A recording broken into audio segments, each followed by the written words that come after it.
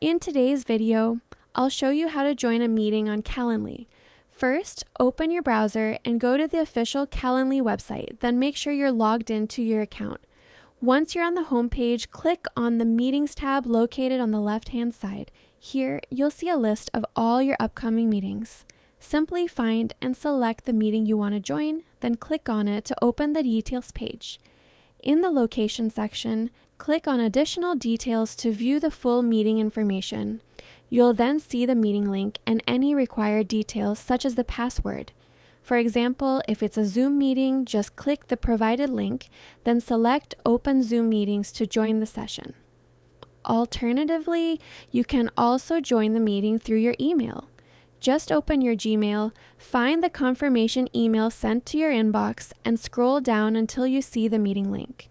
Click the Zoom link, then click Open Zoom Meetings, and you'll be connected to the meeting right away. And that's it. That's how you join a meeting on Calendly. Like and subscribe. Thank you for watching.